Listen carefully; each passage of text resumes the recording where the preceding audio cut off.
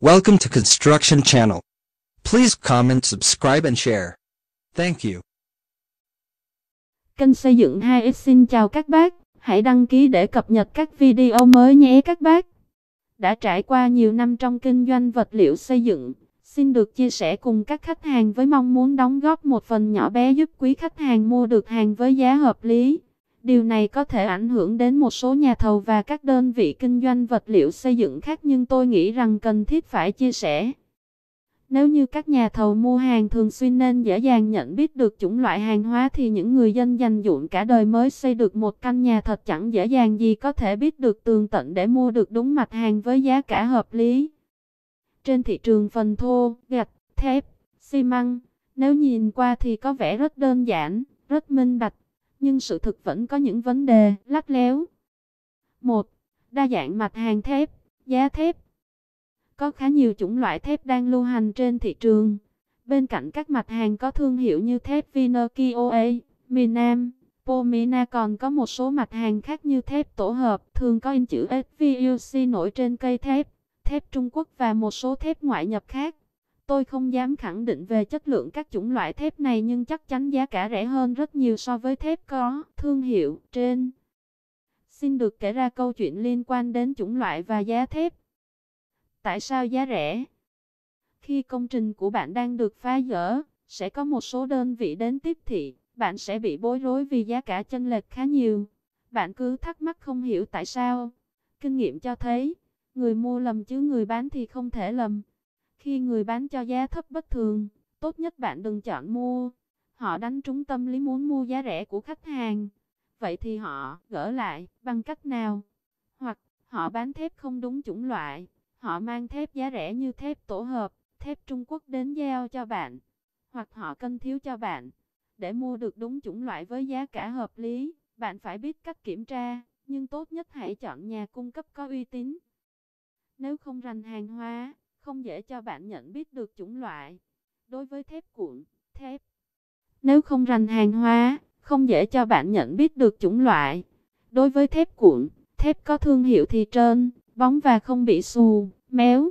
Thép Trung Quốc thường bị rỉ sét nhiều, bong tróc và kích thước không đồng đều. Năm 2008, lượng thép Trung Quốc nhập vào nhiều đã khiến người sử dụng tưởng rằng thép này mới là thép xịn. Dẫn chứng được đưa ra là thép cuộn 6, xịn, sợi to hơn. Quả là thép 6, xịn, thép Trung Quốc thông thường có kích thước là 6,5 mm, còn thép miền Nam chỉ là 6 mm. Khách hàng mua thép cuộn 6 Trung Quốc giá rẻ hơn, nhưng thực tế phải chi nhiều hơn vì khối lượng cần thiết sẽ tăng thêm khoảng 0,5x100/6, ngã 8%. Chắc chắn giá thép mà khách hàng mua được không rẻ hơn đến 8%.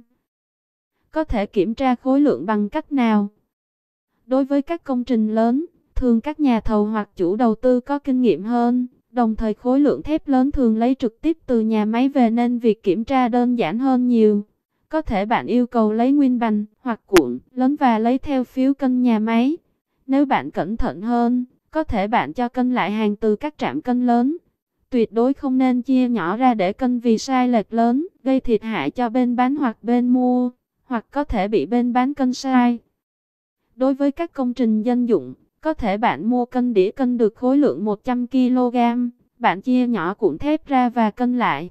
Hoặc bạn cân khoảng 10-20 vòng thép, sau đó đếm số vòng để kiểm tra. Phương pháp này có sai số nhưng không quá lớn, có thể giúp bạn kiểm tra được khá chính xác.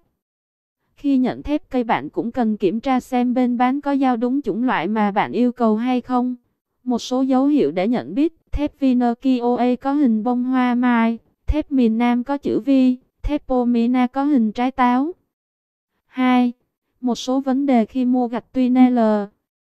Gạch tunnel rất đa dạng và ngày càng có nhiều nhãn hiệu mới xuất hiện trên thị trường. Chất lượng và giá cả do đó cũng rất khác nhau. Chúng tôi từng gặp tình huống chủ nhà muốn xây căn nhà của mình bằng những chất liệu tốt nhất. Riêng với gạch, họ chọn gạch tunnel Đồng Nai và ký hợp đồng với nhà thầu là sử dụng gạch Đồng Nai, với yêu cầu trên viên gạch phải có chữ Đồng Nai. Thế nhưng gạch tunnel Đồng Nai là một cái tên mơ hồ, vì trên thị trường không chỉ có một loại sản phẩm gạch có chữ Đồng Nai trên viên gạch nhưng chất lượng thì rất khác nhau. Chẳng hạn như gạch Long Thành Đồng Nai của công ty cổ phần đầu tư xây dựng và vật liệu Đồng Nai, gạch hợp Nhật Thành, trong khi chủ nhà muốn sản phẩm gạch Đồng Nai Phan Thanh Giản do các nhà máy của công ty gạch ngói Đồng Nai sản xuất.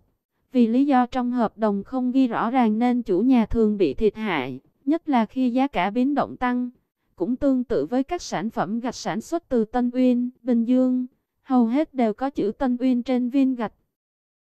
Tốt nhất, chủ nhà và nhà thầu nên thống nhất tên đầy đủ, kèm theo mẫu gạch. Gạch tuy LABC do nhà máy của công ty sản xuất, thật khó có thể giải quyết triệt để vấn đề vì các nhà máy gạch thường có gạch loại 2 với giá rẻ hơn so với loại 1 từ 20-50 đồng trên viên.